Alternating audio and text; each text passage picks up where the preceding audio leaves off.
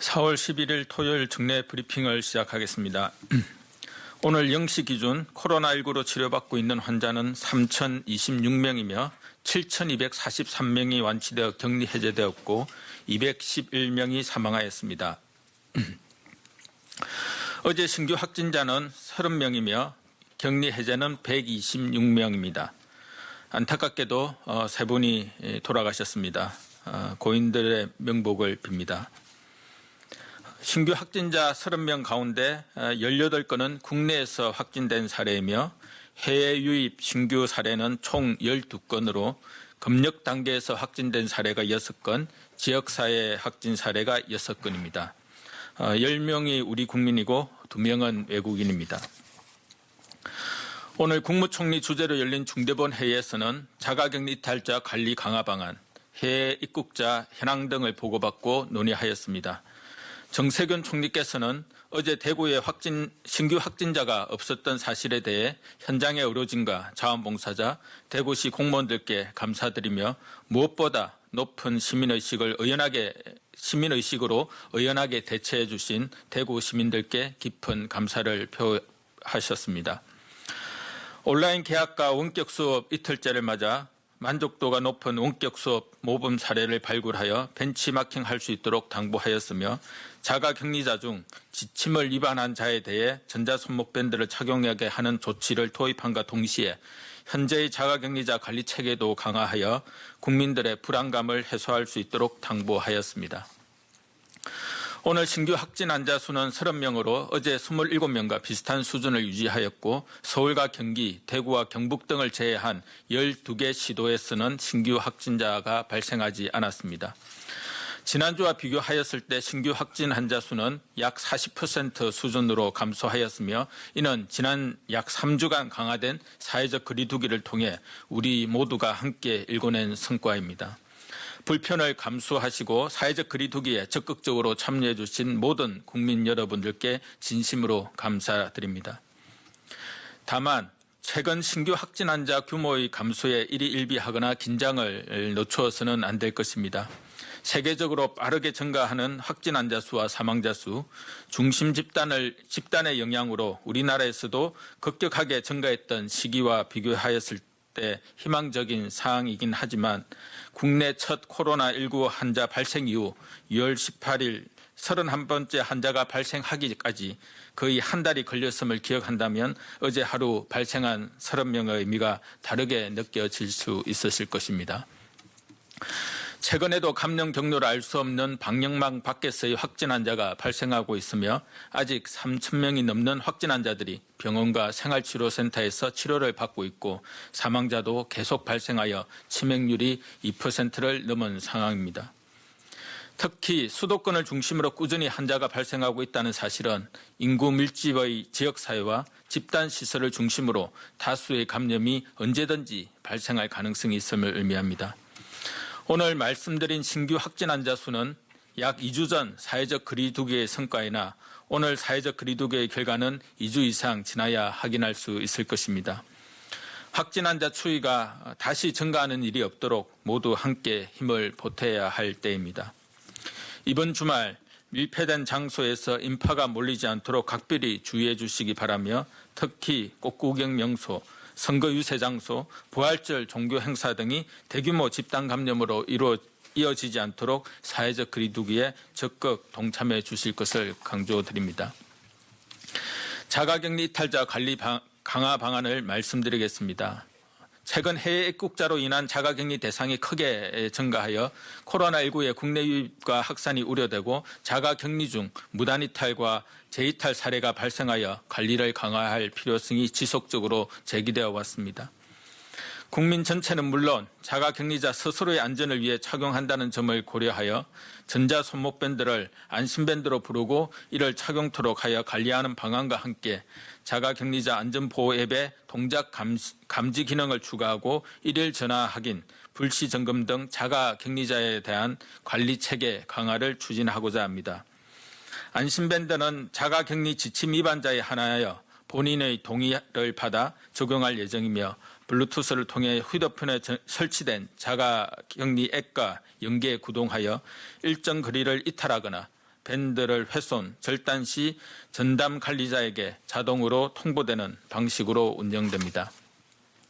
한편 현재 운영 중인 자가격리자 안전보호 앱에는 동작 감지 기능을 추가할 예정으로 일정 시간 동안 휴대폰에 동작이 감지되지 않는 경우 위치 확인을 요청하고 무응답 시 전담 관리자에게 통보되어 전화 확인을 실시하며 전화 확인 불응 시 담당 공무원과 경찰이 현장을 출동하는 등 자가격리 관리를 강화하겠습니다. 아울러 하루 2번 건강 상태를 확인하는 것에 더해 추가로 1번 무작위로 건강 상태를 확인하고 불시 점검을 강화하겠습니다. 자가격리 지침 위반이 적발되었을 경우 즉시 고발하고 손해배상 및 구상권 청구 등 무관용 조치를 철저히 이행하도록 하겠습니다.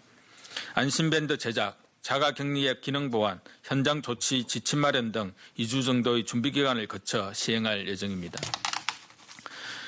해외 입국자 현황과 임시 생활시설의 준비 사항에 대해 말씀드리겠습니다. 현재 일평균 단기 체류자는 전체 외국인 입국자의 약 20% 수준으로 나타나고 있습니다. 4월 1일 0시부터 해외 입국자 관리 강화 방안을 시행함에 따라 격리 면제 대상이 아닌 단기 체류 외국인은 정부가 마련한 임시 생활시설에서 의무적으로 14일간 격리된 생활을 하고 있습니다. 임시생활시설은 총 10개소에 1,665실이 준비되어 1,360명이 입소하였으며 향후 추가로 2개소를 순차적으로 개소할 예정입니다. 4월 13일 이후에는 단기 체류 목적으로 입국하는 외국인 수가 상당수 감소할 것으로 예상되며 앞으로도 정부는 입국 추이를 지속적으로 모니터링하면서 필요한 시설을 확보하여 국내 유입을 철저하게 차단하겠습니다. 코로나19 대응을 위한 건강보험 지원 강화에 대해 설명드리겠습니다. 병원 내 코로나19 추가 감염을 방지하고 취약계층의 감염 방지를 위해 전화 상담과 처방이 보다 적절하게 이루어질 수 있도록 할 것입니다. 대면 진료와 마찬가지로 기본적 진찰료 외에도 연령과 시간에 따른 진찰료 가산을 적용하고 의료질평가 지원금을 적용하여 지급할 계획입니다. 자가격리자가 다른 질병으로 불가피하게 입원 진료가 필요한 경우에도 격리실 입원료 수가를 적용하여 병원 내 감염을 예방하면서도 자가격리된 국민들이 적절한 의료 서비스를 받을 수 있도록 할 예정입니다. 또한 코로나19로 경제적 피해가 심한 저소득층, 소상공인 등에 대한 건강보험료 경감은 3월부터 5월까지 부과분을 대상으로 실시합니다. 이에 따라 특별재난지역은 건강보험료 하위 50% 이하 약 71만 명, 그 외 모든 지역은 하위 40% 이하 1,089만 명 등 총 1,160만 명의 국민들의 보험료가 3개월간 평균 9만 원 정도 감소할 것으로 예상하고 있습니다. 이번 주말은 따뜻한 봄날씨와 더불어 사전투표, 부활절 행사 등으로 인해 많은 분들께서 집 밖으로 나오게 되실 수 있는 상황입니다. 코로나19의 확산을 막기 위해 모두가 노력해야 하며 밀폐된 공간에서 여러 사람이 밀집하는 모임이나 활동은 자제해 주시기 바랍니다. 코로나19 바이러스는 주로 침방울을 통해 전염되는 것으로 알려져 있어 사람과 사람 사이의 물리적 거리를 유지하는 것이 매우 중요합니다. 사람들이 모이는 장소에서 손 씻기와 기침 예절 등 개인위생 수칙도 준수하여 주시기를 부탁드립니다. 이번 감염병 위기를 통해 우리는 일상생활의 소중함을 느끼고 서로의 소중함과 사회적 연대 동안 경험하고 있습니다. 사회적 거리두기의 성과는 혼자만의 노력으로는 결코 달성할 수 없으며 모두가 함께 참여해야 하는 일임을 유념해 주시기 바랍니다. 많은 분들께서 불편과 어려움을 겪고 계시지만 우리 국민들과 의료진, 방역당국이 힘을 합쳐 이 감염병 위기를 꼭 극복해 나갈 수 있을 것입니다. 감사합니다. 네, 지금부터 질의응답 시간을 가지겠습니다. 배석자분들은 단상 위로 올라와 주시기 바랍니다.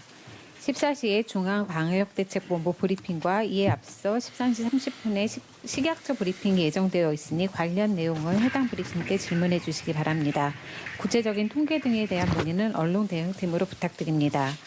지금 브리핑은 고강도 사회적 거리두기 실천을 위해 온라인으로 진행되고 있습니다. 기자분들이 온라인으로 전달한 질문에 대해 답하는 형태로 진행됩니다. 보건복지부 출입기자단 사전 질의부터 드리도록 하겠습니다. 첫 번째 질문입니다.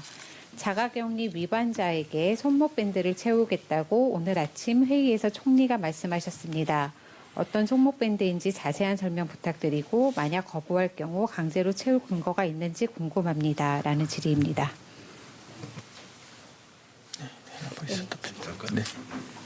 네, 이 내용은 이범석 범정부 대책지원본부 격리지원반장이 답하도록 하겠습니다. 네, 안심밴드의 경우는 자가 격리지침 위반자에 한해서 적용하기로 했습니다.